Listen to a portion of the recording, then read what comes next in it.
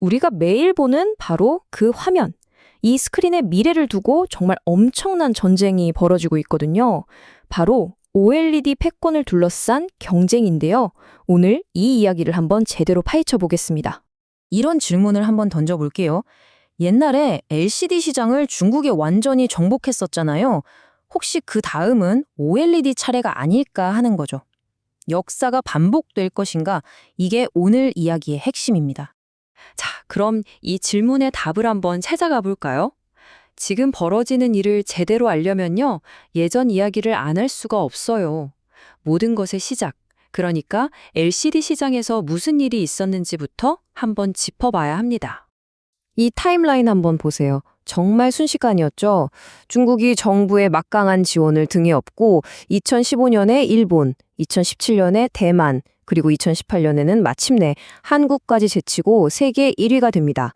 이 과거의 기억이 바로 지금 OLED 전쟁을 이해하는 아주 중요한 열쇠가 되는 거죠. 자, 그렇게 LCD 시대가 저물고 이제 현재로 돌아와 보죠.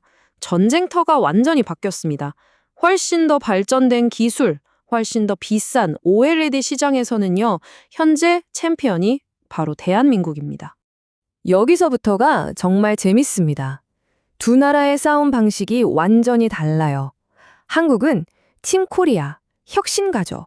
품질이랑 기술력으로 승부하고 아무도 못 따라오게 만드는 초격차 기술이 무기입니다. 반면에 팀 차이나는 산업 강국답게 엄청난 생산량, 즉 물량 공세로 밀어붙이는 전략이에요. 말 그대로 혁신이냐 규모냐의 싸움인 거죠. 그럼 한국의 초격차가 대체 뭐냐? 바로 이런 겁니다. 그냥 화면을 잘 만드는 수준이 아니에요. 보시는 것처럼 접고, 폴더블, 말고, 롤러블, 심지어 쭉 늘어나는 슬라이더블 디스플레이. 이건 거의 공상과학 영화에나 나올 법한 기술들이잖아요. 특히 앞으로 엄청나게 커질 차량용 OLED 시장에서는 점유율이 90%가 넘습니다. 거의 독점이라고 봐야죠. 자, 그런데 챔피언이 이렇게 앞서가고 있는데 도전자인 중국은 가만히 있을까요? 절대 아니죠. 그들의 무기, 바로 그 막강한 생산력을 앞세운 공격이 이미 시작됐습니다. 중국의 물량 공세가 어느 정도인지 이 표를 보면 바로 감이 오실 겁니다. 앞으로 태블릿이나 노트북에 들어갈 8.6세대 OLED 생산 계획인데요. 한국의 삼성 디스플레이가 월 1만 5천 장을 계획하고 있는데 중국의 BOE는 3만 2천 장, 비전옥스도 3만 2천 장. 이거 뭐 한 회사가 우리나라 전체 생산량의 2배를 넘어서는 거예요. 정말 어마어마한 규모입니다. 근데 진짜 중요한 건 이게 끝이 아니라는 겁니다. 단순히 패널만 만드는 게 아니에요. OLED를 만들려면 여러 가지 소재가 필요하잖아요.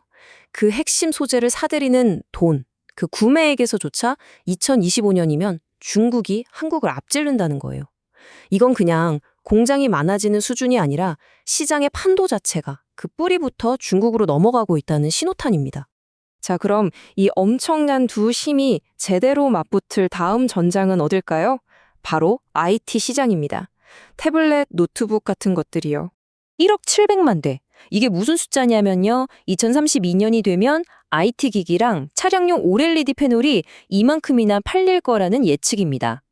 지금까지는 OLED 하면 다 스마트폰이었잖아요. 시장의 80%가 그랬으니까요. 하지만 앞으로 진짜 돈이 되는 시장, 진짜 성장하는 시장은 바로 태블릿이랑 노트북, 즉 IT 기기라는 겁니다. 그리고 이 그래프가 앞으로 일어날 일을 아주 충격적으로 보여줍니다. 수장조사기관 예측인데요. 보세요. 2027년까지는 그래도 한국이 63%로 우위입니다. 그런데 바로 다음 해 2028년에 전세가 뒤집힙니다. 중국이 50%를 넘어서고 2030년이 되면 격차는 거의 2배로 벌어집니다.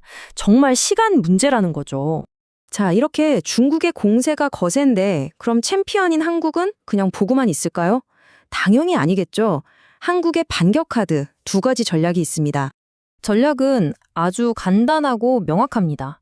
첫 번째, 아예 복제 불가능한 기술을 만들어서 계속 도망간다. 두 번째, 그렇게 만든 기술을 특허라는 방패로 철저하게 지켜낸다. 기술로 앞서 나가고 법으로 지키는 이른바 투트랙 전략인 셈입니다.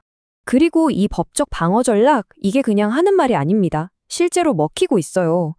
최근에 아직 큰 사건이 있었죠. 삼성 디스플레이가 중국의 BOE를 상대로 소송을 걸었는데 미국 ITC가 삼성에 손을 들어줬습니다.